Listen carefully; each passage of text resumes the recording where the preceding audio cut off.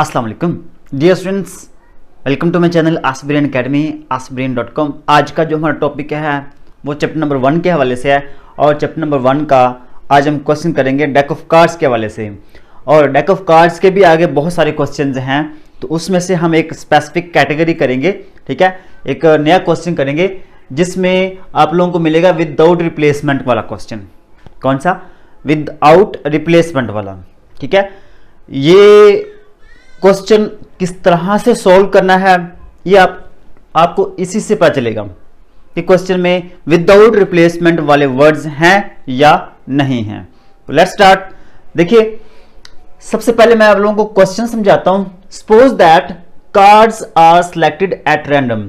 वो कहता है कि कार्ड्स को हमने सिलेक्ट करना है randomly without replacement. Without replacement का मतलब क्या?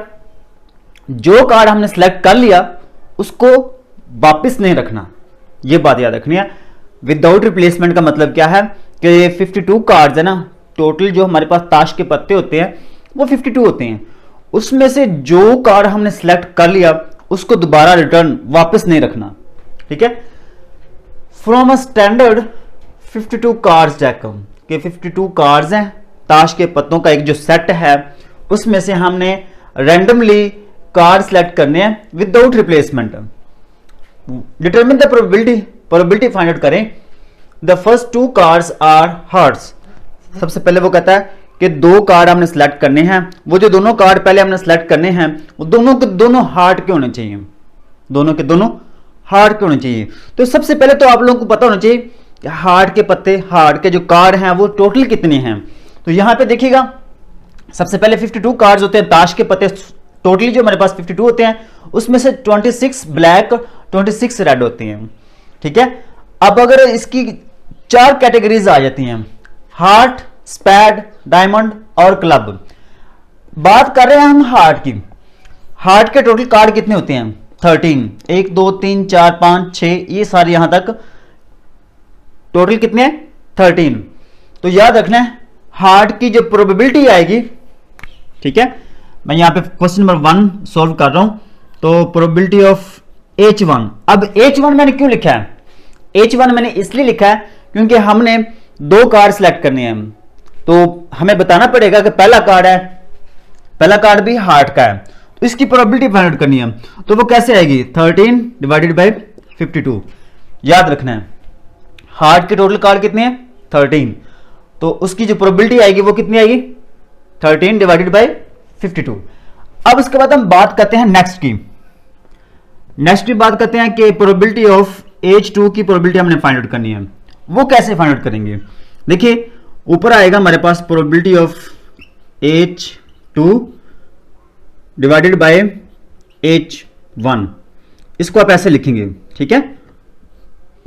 Probability of H2 divided by H1। इसका मतलब क्या है? इसका मतलब यह है कि हमने H2 जो कार्ड है ना, H2 के कार्ड की हमने प्रोबेबिलिटी निकालनी है, लेकिन उससे पहले हमने H1 कार्ड निकाल लिया है। इस बात को आप लोगों ने पॉइंट आउट कर लेना, नोट कर लेना कि नीचे हमने H1 क्यों लिखा है। नीचे लिखने का मतलब यह इंडिकेट करता है कि H1 का कार्ड ऑलरेडी पहले हमने निकाल लिया है। तो फिर क्या होगा? फिर होगा ये कि टोटल हमारे पास हार्ट के कार्ड कितने हैं? 13 है। तो एक तो हमने ऑलरेडी निकाल लिया है, तो वो बाकी कितने रह जाएंगे? बाकी हमारे पास रह जाएंगे 12। बाकी हमारे पास कितने रह जाएंगे? 12। याद रह जाएगा ना। अब यहां पे देखिए 52 है। जैसा कि हमने हार्ट का एक कार्ड हमने निकाल लिया है, तो फिर यहां पे टोटल में से भी एक कम हो जाएगा, ठीक है। एक कार्ड हमने हार्ट का निकाला है, तो उसका मतलब क्या है कि टोटल जो ना वो 52 उसमें से एक कम हो जाएगा। और हमने कार्ड निकाला कौन सा है? हार्ट का निकाला है। तो हार्ट के टोटल कितने हैं? 13 है। तो वो बाकी कितने रह जाएंगे? 12 रह जाएंगे। अब इस उम्मीद करता हूं कि इन दोनों की आप लोगों को समझ आ गई होगी। अब जो नेक्स्ट काम करना है वो आप लोगों ने ये करना है, probability of H1 intersection H2। इसको आपने ऐसे लिखना है। ये जो विदाउट रिप्लेसमेंट वाला क्वेश्चन है उसमें दोनों कार्ड H1 और H2 की जो प्रोबेबिलिटी निकाली है आप लोगों ने, उनको आपने यहां पे इकट्ठा लिख लेना है। अच्छा, इसके बाद प्रोबेबिलिटी ऑफ यहां पे आप लोगों ने लिखना है probability of H1 multiply probability of H2 divided by H1। Simple सा काम है कि पहले आपने ये वाली प्रोबेबिलिटी लिखनी है, मल्टीप्लाई करना है, फिर आपने ये प्रोबेबिलिटी लिख लेनी है।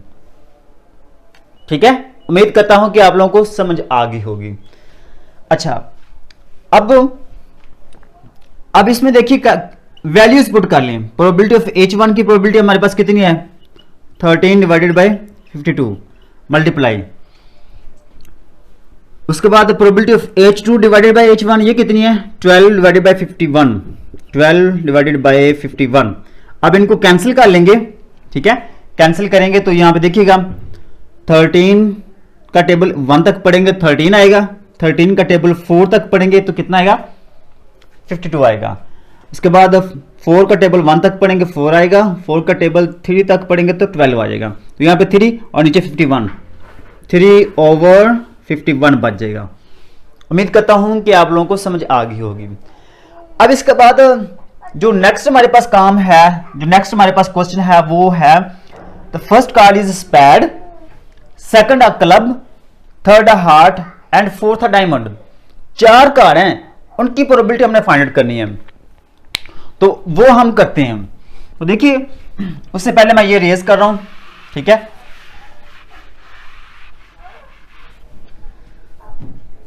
बी पार्ट है, बी पार्ट में आपने लिखना है कि लेट, पहला कार्ड कौन सा है स्पैड, इसको आप लिखेंगे S1। ठीक है, उसके बाद सेकंड कार्ड कौन सा है क्लब, उसको आप लिखेंगे C2। थर्ड कार्ड कौन सा है हार्ट का, उसको आप लिखेंगे H3। एंड फोर्थ कार्ड कौन सा है डायमंड का, तो उसको आप लिखेंगे D4। ये हमारे पास 4 इवेंट्स हैं, 4 कार्ड हैं जो हमने सेलेक्ट करने हैं। पहला स्पैड है, उसको S1 का नाम देंगे, क्लब है C2 का नाम देंगे, और हार्ट है उसको H3 का नाम देंगे, डायमंड है उसको D4 का नाम देंगे। अब इसके बाद इसको आप लिखना है आर दी 4 इवेंट्स। ठीक है, बस इतना लिख लें, बाकी चीजें बेशक ना लिखें। अब सबसे पहले आपने क्या करना है, पहले 2 कार्ड लेने हैं, पहले 2 कार्ड्स की प्रोबेबिलिटी अपने फाइंड आउट करनी है। तो यहां पे पहले मैं आप लिखूंगा प्रोबेबिलिटी ऑफ S1, स्पैड की प्रोबेबिलिटी फाइंड आउट करें। तो यहां पे देखिएगा स्पैड के जो टोटल कार्ड है ना, स्पैड के पहला हार्ट के हैं, दूसरे स्पैड के हैं, तो स्पैड के जो टोटल कार्ड है वो कितने हैं 13। तो स्पैड की जो प्रोबेबिलिटी आएगी वो 13 डिवाइडेड बाय टोटल कितने हमारे पास हैं 52। अच्छा, अब इसके बाद हमने नेक्स्ट जो हमारे पास दूसरा कार्ड है वो कौन सा है, वो है C2। तो इसकी प्रोबेबिलिटी हमने फाइंड आउट करनी है, probability of C2 divided by S1। ये क्यों मैंने लिखा है, ये इसलिए लिखा है कि ये इंडिकेट करने के लिए पहले हमने S1 जो ना वो निकाल लिया है, पहले हमने एक कार्ड निकाल लिया है, तो इसलिए मैंने यहां पे नीचे S1 लिखा है। अब इसकी वैल्यू, इसकी प्रोबेबिलिटी कैसे निकालेंगे, सबसे पहले तो आपने देखना है कि यहां पे C क्या है, C इंडिकेट कर रहा है क्लब को, और क्लब हमारे पास यहां पे देखिए C, क्लब के टोटल कार्ड कितने हैं 13 है, तो इसकी प्रोबेबिलिटी क्या आएगी 13। लेकिन अभी तक हमने क्लब का कोई भी कार्ड नहीं निकाला, क्लब का कोई भी कार्ड हमने सिलेक्ट नहीं किया, तो इसलिए हमने यहां पे 13 लिखा है। लेकिन इससे पहले हम S1 का कार्ड निकाल चुके हैं, S1 का कार्ड हमने निकाल लिया है, और इसका मतलब क्या होगा फिर, इसका मतलब ये होगा कि जो हमने एक कार्ड निकाला है उसमें से एक ये जो 52 दिया हुआ है इसमें से एक वो वाला कार्ड हम माइनस करेंगे, वो निकाल देंगे, तो टोटल हमारे पास 52 है। इसमें से हमने एक का कार्ड हमने निकाल लिया था S1 का, तो बाकी हमारे पास यहां पे कितने रह जाएंगे 51। ले जी, ये हमारे पास आ गई प्रोबेबिलिटी। अब आगे मैं ये H3 की प्रोबेबिलिटी निकाल लेता हूं, यहां पे प्रोबेबिलिटी ऑफ H3। लेकिन इससे पहले हमने 2 कार्ड्स की प्रोबेबिलिटी निकाल ली है, 2 कार्ड्स की प्रोबेबिलिटी क्या कर ली है निकाल ली है। वो 2 कार्ड कौन से हैं S1 और C2। इससे पहले हमने 2 कार्ड्स निकाल लिए हैं, 2 कार्ड्स हमने सेलेक्ट कर लिए हैं, तो उनको हमने लिखना है। लेकिन लिखना कैसे है S1 इंटरसेक्शन C2। S1 और C2 ये दो कार्ड हमने सेलेक्ट कर लिए हैं, इसकी प्रोबेबिलिटी। तीसरा कार्ड हमने H3 वो हमने यहां पे निकाला है। अब इसकी प्रोबेबिलिटी निकालनी है कैसे? यहां पे पहले तो आपको पता होना चाहिए कि H जो ना वो किसको इंडिकेट कर रहे हैं, जो H है वो हार्ड को इंडिकेट कर रहे हैं, और इससे पहले हमने H का कार्ड नहीं निकाला। इस क्वेश्चन में बी पार्ट में हमने पहले जो दो कार्ड निकाले हैं वो स्पैड और क्लब के हैं, हार्ड का कार्ड अभी तक हमने नहीं निकाला। इसका मतलब क्या हुआ कि हार्ड के कार्ड हमारे पास 13 ही हैं, हार्ड के कार्ड हमारे पास अभी तक 13 है। ठीक है, तो आप क्या करेंगे, ऊपर 13 लिखेंगे। लेकिन नीचे देखें, नीचे हमने दो कार्ड निकाले हैं, नीचे देखें कि हमने दो कार्ड निकाल लिए हैं। वो दो कार्ड हम क्या करेंगे, 52 में से माइनस कर देंगे, निकाल देंगे। तो 52 में से 2 माइनस करेंगे, बाकी हमारे पास यहां पे कितने रह जाएंगे, 50। उम्मीद करता हूं कि इसकी भी आप लोगों को समझ आ गई होगी। अब हम बात करते हैं डायमंड की। डायमंड के कैसे निकालेंगे, तो यहां पे आप लिखना है प्रोबेबिलिटी ऑफ D4। यहां पे D4 लिखा हुआ है ना, क्योंकि हमने 4 कार्ड सिलेक्ट करने हैं। फर्स्ट कार्ड हमारे पास है स्पैड, सेकंड क्लब, थर्ड हार्ट का, फोर्थ हमारे पास डायमंड का है। अब D4 जब हम निकालेंगे फोर्थ कार्ड, उससे पहले हमने 3 कार्ड निकाल लिए हैं, और वो 3 कार्ड कौन से हैं, S1 C2 H3।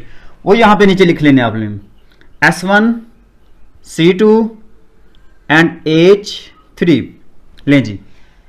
अब इसकी वैल्यू यहां पे इसकी प्रोबेबिलिटी फाइंड आउट करेंगे। देखिए D का मतलब क्या है, D का मतलब है डायमंड, और डायमंड के हमारे पास टोटल कार्ड्स कितने हैं, डायमंड के कार्ड हमारे पास है 13। तो इसकी प्रोबेबिलिटी क्या आएगी, ऊपर हमारे पास आएगा 13, लेकिन नीचे देखिए, नीचे हमने ये लिखा है S1 C2 H3। इसका मतलब क्या है कि हमने 3 कार्ड ऑलरेडी सिलेक्ट कर लिए हैं, और अगर हमने 3 कार्ड सिलेक्ट कर लिए तो इसका मतलब क्या होगा कि 52 में से वो 3 हमने माइनस कर देने हैं, क्योंकि उनको हमने वापस नहीं रखा, उसको निकाल लिया है। तो वो 3 कार्ड हमारे कम हो गए हैं, तो 52 की जगह पे फिर वो 3 माइनस करेंगे, क्या आएगा, 49। तो वो यहां पे आप लिखेंगे 49। ले जी, मुश्किल काम आप लोगों का हो गया। उम्मीद करता हूं कि आप लोगों को समझ आ गई होगी। अब आपने क्या करना है, प्रोबेबिलिटी ऑफ, सबसे पहले आपने लिखना है S1 equal to 13 divided by 52। एक काम हो गया। दूसरे नंबर पे आपने क्या करना है, प्रोबेबिलिटी ऑफ, दूसरे नंबर पे हमारे पास है ये C2, प्रोबेबिलिटी ऑफ, पहले आपने लिखना है S1 इंटरसेक्शन C2। ठीक है, पहले आपने S1, फिर दूसरे नंबर पे कौन सा लिया है, C2 लिया है। तो इसको आप कैसे लिखेंगे, इसको आप लिखेंगे प्रोबेबिलिटी ऑफ, पहले आपने अभी तक जो हमने क्या किया, S1 इसकी प्रोबेबिलिटी हमने निकाल ली है। अब C2 की प्रोबेबिलिटी हमने फाइंड आउट करनी है। तो C2 की प्रोबेबिलिटी कैसे फाइंड आउट किया, उसका फार्मूला क्या था, याद है ना आप लोगों को, कि यहां पे मैंने निकाला है C2 का, ये वाला C2 over S1, C2 over S1। लेकिन उसके साथ आपने क्या करना है, ये जो S1 है वो भी लिखना है, प्रोबेबिलिटी ऑफ S1। दोबारा सुन लें, मैं इसको आप क्लियरली बता देता हूं कि पहले आपने प्रोबेबिलिटी ऑफ S1 की निकाली है, फिर उसके बाद आपने क्या किया, C2 की प्रोबेबिलिटी निकाली है। इससे पहले हमने S1 की निकाल ली है, उनके दरमियान अपने इंटरसेक्शन का साइन लगाना है। फिर आपने क्या करना है, ये C2 वाला ये पहले लिख लेना है, S1 ये जो प्रोबेबिलिटी निकाली है ऊपर वो भी आपने नीचे आगे लिखनी है, ये याद रखना है। अब इन दोनों की वैल्यूज पुट कर लें, इसकी वैल्यू भी हमने निकाल ली है, C2 over S1 13 divided by 51, 13 divided by 51 multiply, आगे S1 की प्रोबेबिलिटी वो भी हमने निकाल लिया, 13 डिवाइडेड बाय 52, 13 डिवाइडेड बाय 52। ठीक है, अब इसको आप सोल्व कर लेंगे। सोल्व कैसे करना है, 13 का टेबल 1 तक पढ़ेंगे 13 आएगा, 13 को 4 से मल्टीप्लाई करेंगे 52 आएगा। अब इनको मल्टीप्लाई, 13 को 1 से मल्टीप्लाई किया 13, 51 को 4 से मल्टीप्लाई करें तो क्या आएगा 204। ओके, अब हमने नेक्स्ट जो है ना किसकी प्रोबेबिलिटी फाइंड करनी है, हार्ट की। तो अब क्या करेंगे, probability of S1 intersection C2 intersection H3। ये पहले हमने S1 की निकाली है, फिर C2 की, अब हमने H3 की निकाली है। H3 की प्रोबेबिलिटी से पहले हमने किसकी निकाली है, H3 से पहले हमने इन दोनों की प्रोबेबिलिटी निकाल ली है, ये भी याद रखना है। अब हमने किसकी निकालनी है, एज 3 की। तो आप पहले आप लिखेंगे प्रोबेबिलिटी ऑफ एज 3, ये हमने ऊपर निकाल लिया है एज 3, और S1 intersection C2, S1 intersection C2। लेकिन उससे पहले आपने क्या करना है, ये जो ऊपर प्रोबेबिलिटी निकाली है ना ये वाली, ये भी आपने यहां पे आगे लिखनी है।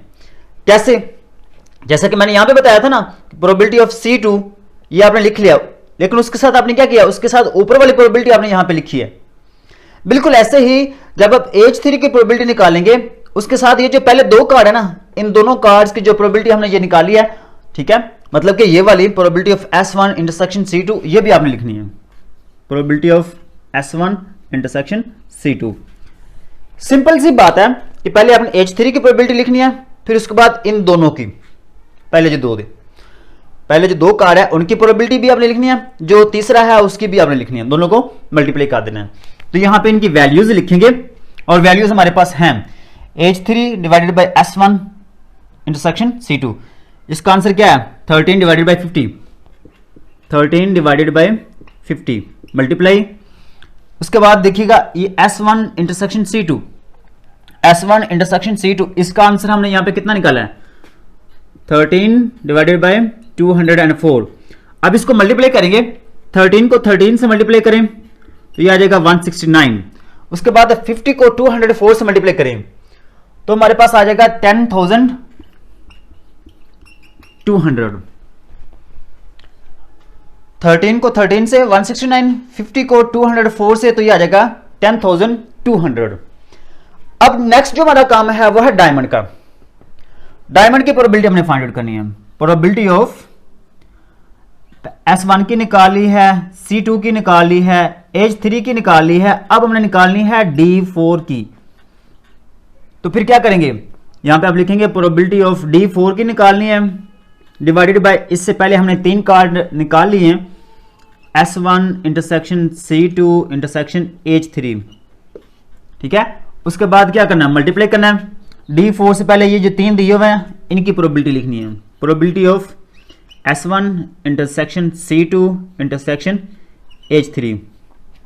लें जी, ये काम हो गया हमारा, सिंपल सा काम है। यहां पे पहले S1 है उसकी प्रोबेबिलिटी निकाली है, C2 उसकी प्रोबेबिलिटी के साथ ये S1 की प्रोबेबिलिटी लिखी है, एज 3 है, एज 3 की प्रोबेबिलिटी के साथ आपने ये जो दोनों की प्रोबेबिलिटी निकाली है वो साथ में मल्टीप्लाई की है।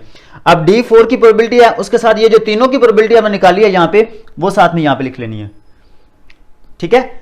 अब इनकी वैल्यूज लिखें, अब इनकी वैल्यूज देखिएगा। D4 की वैल्यू हमारे पास 13 डिवाइडेड बाई 14 है, 13 डिवाइडेड बाई 14 मल्टीप्लाई, इसका आंसर हमने यहां पे निकाल लिया है S1 C2 as 3, S1 C2 as 3, इसकी जो प्रोबेबिलिटी है वो हमने ये निकाल लिया है 169 डिवाइडेड बाई 10,200, 10,200। अब 169 को आप मल्टीप्लाई करेंगे 13 से, ठीक है, तो ये हमारे पास आंसर आएगा, मल्टीप्लाई कर लेते हैं हम, 169 मल्टीप्लाई 13, ठीक है, और ये हमारे पास आंसर आएगा 27, 18 और 23 को 1 से मल्टीप्लाई किया और 5, और ये हमारे पास आ जाएगा 169, तो आंसर आएगा हमारे पास 7912, तो ये आ जाएगा 2197 डिवाइडेड बाई, अब इन नीचे वाले दोनों वैल्यूज को मल्टीप्लाई करना है। 10,200 को जब 49 से आप मल्टीप्लाई करेंगे तो हमारे पास आ जाएगा 4,99,800, ठीक है, 4,99,800। ये थोड़ी सी कैलकुलेशन मैंने करके रखी हुई थी, उम्मीद करता हूं कि आप लोगों को इसकी समझ आ गई होगी। अब जो हमारा नेक्स्ट काम है, नेक्स्ट जो हमारा पार्ट दिया हुआ है, no aces are included in first 4 cards, no aces are included in first 4 cards. इसको इंशाल्लाह हम नेक्स्ट वीडियो में डिस्कस करेंगे कि इसमें एक नया तरीकाकार है, ठीक है, तो इसको हम इंशाल्लाह नेक्स्ट वीडियो में कंप्लीटली और अच्छे तरीके से एक्सप्लेन करेंगे ताकि ये वीडियो ज़्यादा लंबी ना हो जाए। तो उम्मीद करता हूँ कि आप लोगों को क्वेश्चन की समझ आई होगी। अगर क्वेश्चन की समझ आई है तो आप लोगों से छोटी सी रिक्वेस्ट है, चैनल पर नहीं हो तो चैनल को सब्सक्राइब कर दें और साथ में लगे बेल आइकन को लाजमी प्रेस करना है ताकि आने वाली तमाम तरह वीडियोस का नोटिफिकेशन आप लोगों को मिलता रहे। तो मिलते हैं नेक्स्ट वीडियो में, तब तक के लिए अल्लाह नेगेबान।